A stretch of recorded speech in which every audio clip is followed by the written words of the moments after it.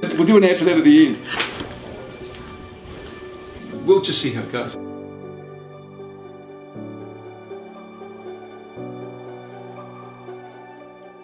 Now, you undertook a really important body of work called The Future of Work. Can you outline a little bit about the background on this, why you think it's important, and maybe a couple of the conclusions? Yeah, sure. So actually it came out of the Labour Party's leadership contest in 2014 when Andrew Little won. Him, me, the other candidates had all been talking about what's going to happen in terms of jobs in the future.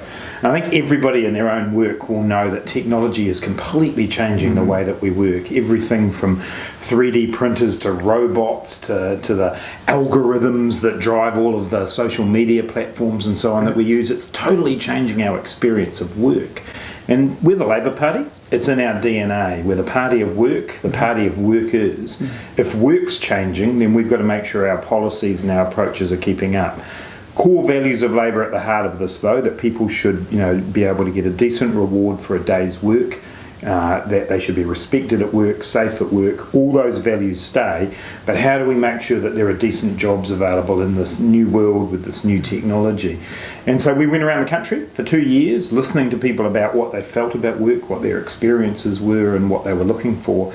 And look, if I've got to distill it down, and 2 years distilled down to a couple of points is hard, but if I do have to distill it down, we can't say for sure what jobs are going to be there and what jobs aren't.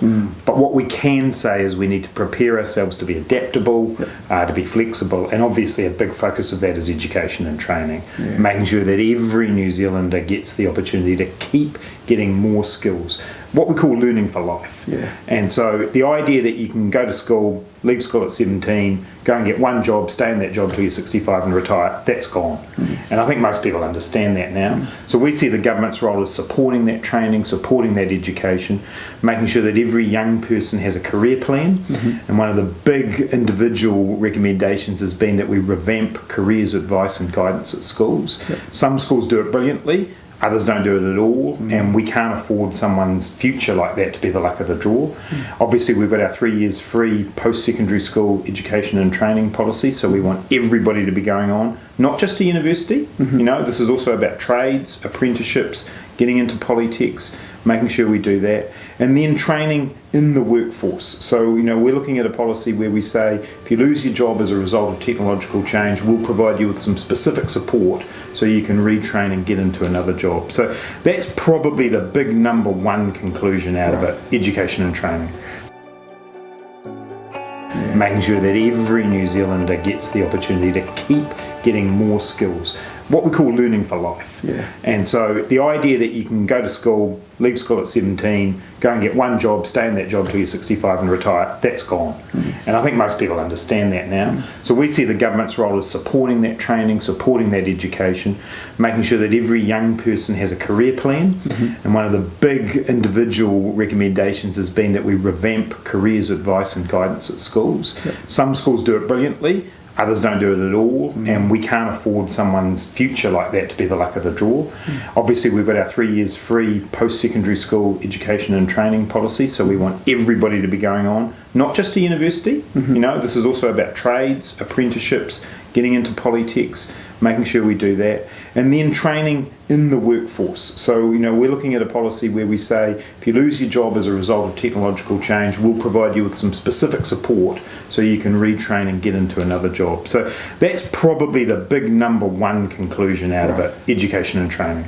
So the implications of this aren't just in your finance portfolio. These go through education, WorkSafe, all the way through from almost, dare I say it, cradle to the grave, doesn't it? Pretty much. I mean, the report that we did, which is available on the website futureofwork.nz, Fantastic. Please read it, actually has recommendations covering, everything from education and training through to economic development, actually, because if we're going to be creating decent work in the future, that requires us to have really solid regional economic development plans, more investment in research and development. It also means that we have to think a little bit more about the way that we support people through those changes. And we've got some ideas there around totally revamping the way work and income works, so that's actually much more focused on supporting people to get the skills they need. And I guess you can make this a bit doom and gloom, all the robots are coming to take my jobs, but actually There's huge opportunity here as well, and one of the big lessons of the project was particularly young people who are starting their own businesses, just using the power of their cell phone or whatever it is to create a new business. And there were two young women who came and visited me during this, university students who had started their own design company, and they were getting clients, and they were doing it all through marketing on Facebook. And for them, the technological change was a really exciting opportunity. We want to maximise that. We've actually got a program, a Young Entrepreneurs program we're going to promote when Labor gets into government, to give 100 young people a kickstart when they've got a really good idea. So it's easy to get scared by the technology, and there is a risk that the technology can increase inequality, but that's only if we just let it rush over us. Absolutely. The whole point of the Future of Work Commission is to say, let's make a plan for how we're going to manage this technological change so that it actually helps, and the phrase I use in the report is build wealth from the ground up. So trickle-down economics, not working. What's the alternative? The alternative is building wealth from the ground up, building individuals' capacities, building communities' capacities to create that work. So actually, I've come out of this really excited about the future of work for New Zealanders, and I really do think it's only the Labour Party that will actually promote this, because work is at the heart of what we believe in. The National Party is all, we'll just let the market decide that. Going into a really uncertain future, you need the government as a partner in the community, helping build that decent work. So this Future Work Commission, did it have buy-in from external parties, or was it more just an inwardly focused looking project? It was in fact, a really different way of us doing it. So we opened ourselves completely up. We had an external advisory group, which included people who actually weren't Labour Party supporters, people from the business community, but also Labour Party supporters as well from the business community, but also academics, small business people, entrepreneurs, unions, community organisations. So we had that advisory group, and they really challenged us on our ideas as we went through. And the report's recommendations are reflective of all of the people we talked to. We had a survey that about 5,000 people filled out on their experience of work. We had over 500 written submissions on the proposals that we put up. So I feel really good that this was really turned things inside out. And I know, when I go into boardrooms or smoko rooms, once you start the conversation about this, people are really interested because it's their own experience, down to going to the supermarket and having that moment where, am I going to go and do my own groceries, or am I going through the checkouts? That's the really kind of basic, bottom line view. The world's changing, the experience of the people doing that work's changing. How do we work with them? I'm really proud of the fact that Labour is actually one of the few political parties in the world that have taken this challenge on. I probably get an email a month from some other political party or organisation around the world saying, hey, we really need to get our head around this future of work stuff. Wow. So we've got ourselves ahead of the game. The report's got 63 recommendations in it. We've already announced our policy on a few of them, like the 3 years free post-secondary school training and education, the careers advice, the Young Entrepreneurs program.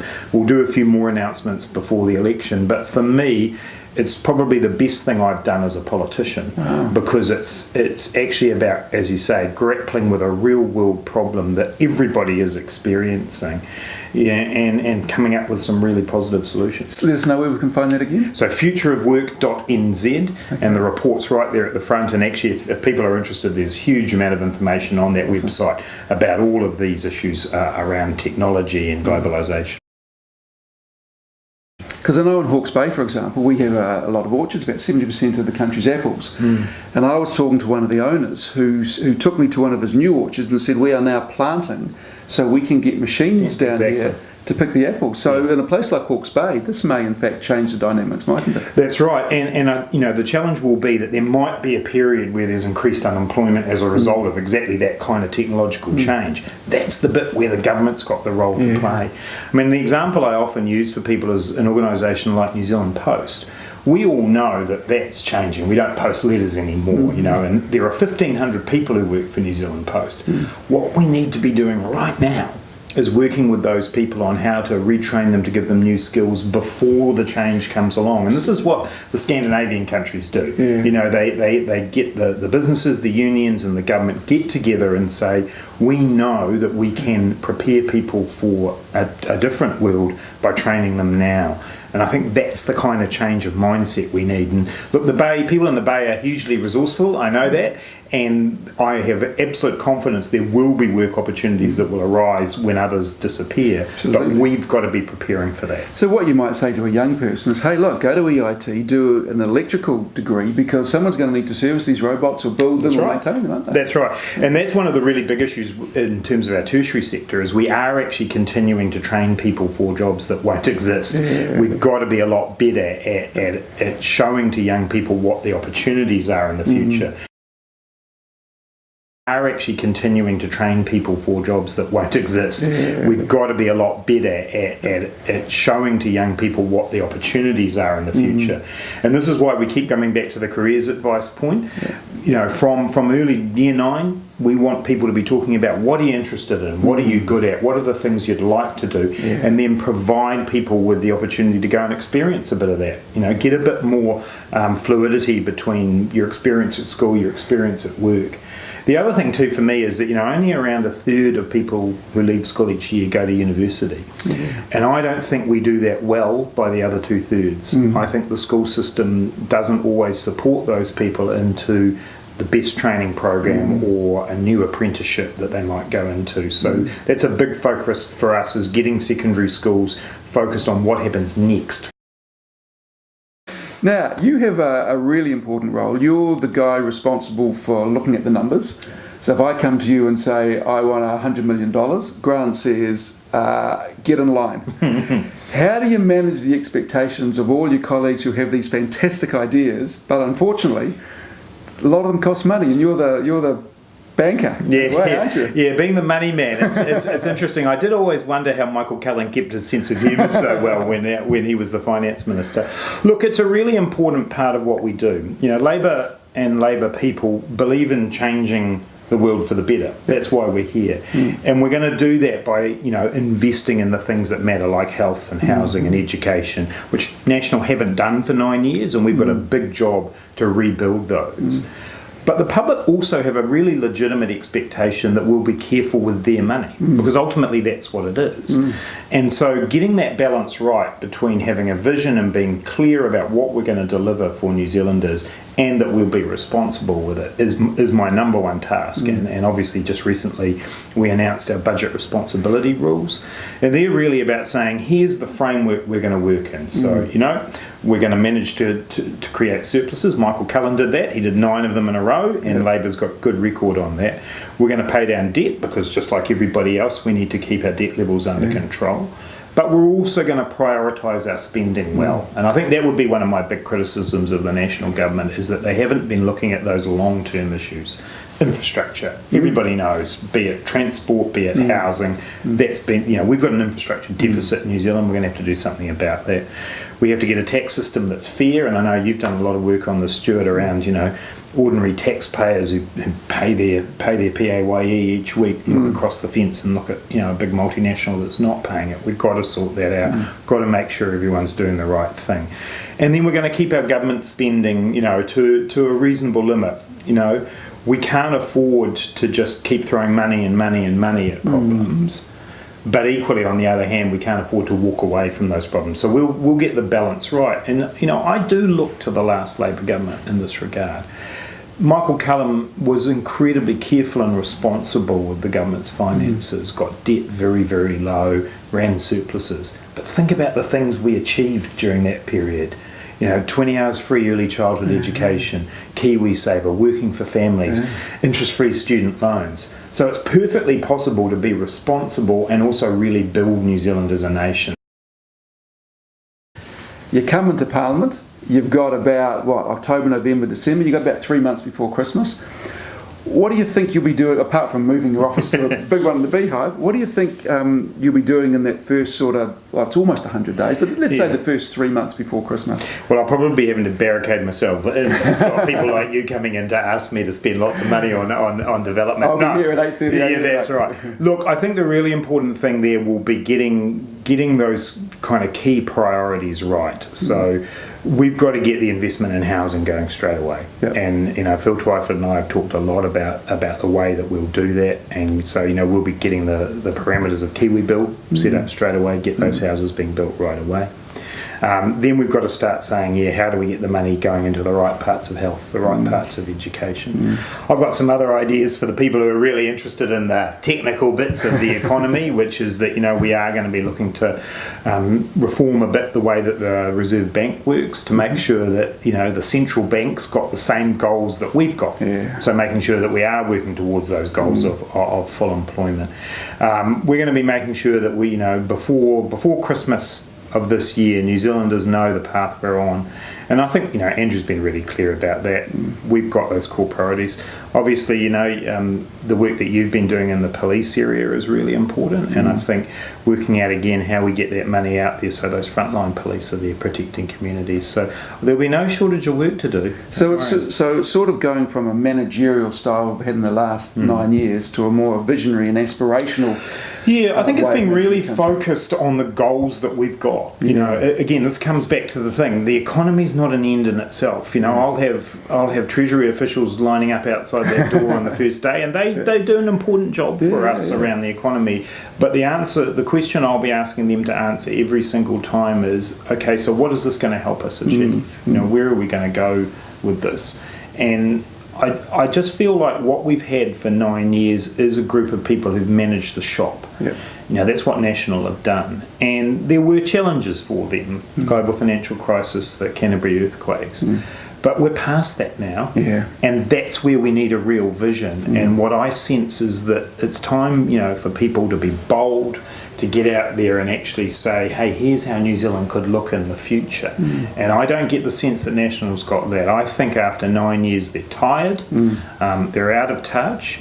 They've got a leader who's, like a good provincial rugby player who's been told he's All Black captain, and he doesn't know what to do. He's a Prime Minister, but he's not a leader. And I think that means we need a government led by Labour, led by Andrew Little, that's actually saying, here's the answer.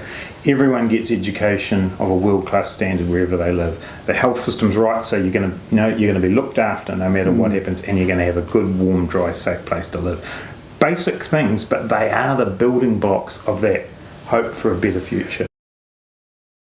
For me, the New Zealand economy is a little bit like the first car that I ever bought. And I was a university student. One of my flatmates' parents was a used car salesman. And so we went to his car yard and I chose the nicest red, because I wanted a red car, and it looked fantastic on the outside. And I jumped in the car and drove it around the block and it was all right. I thought, cool. And I drove it back home, and it wasn't too long before it started rattling. And then there were these other noises. And when I got home, I lifted up the bonnet and I saw why. Not everything was where it should have been. The New Zealand economy is a bit like that. On the surface, you can say, hey, some people are doing well, and they are. But the reality is that hidden within that are a whole lot of other deficits. The inequality that we've got in New Zealand, the people who are just missing out completely, the lack of investment in housing and in roads, and the lack of focus on getting New Zealanders the skills they need. So we've got to make sure that under the bonnet of the New Zealand economy things are working properly, and that's my focus. Stephen Joyce is he's a classic man with all the numbers and everything else, but I don't think he has a vision for New Zealand. Now, I must admit, you don't always get the numbers right. When Hawke's Bay played Wellington in the final of the First Division a couple of years ago, how many bottles of wine did I win off you for that? Stu, 20 mil with about Stu, you've got to stop living in the past, mate. You've got to stop living in the past. What viewers need to know is that Stuart, he said, all right, I've won once in a fluke. And so he went double or nothing. And what happened? Wellington beat Hawke's Bay. So, currently we're square. Currently we're square, but there is the NPC coming up later in the year, so maybe there's an opportunity for you to try and get yourself back. I'll give you some craft beer from Wellington, though. Because I know you've got your Hawke's Bay wine and all of that, but I think it's time you learned a little bit more about how to make really good craft beer, and that's what happens here in Wellington. Actually, having said that, the Black Duck from the Hawke's Bay Brewery, I rate that as a dark beer. There you go, you heard it here, Black Duck. Hey, now, you used to put on the rugby boots yourself, mate. There is a parliamentary rugby team. Are you thinking of, dusting them off, scraping off the mould and throwing them on again? The mould's right.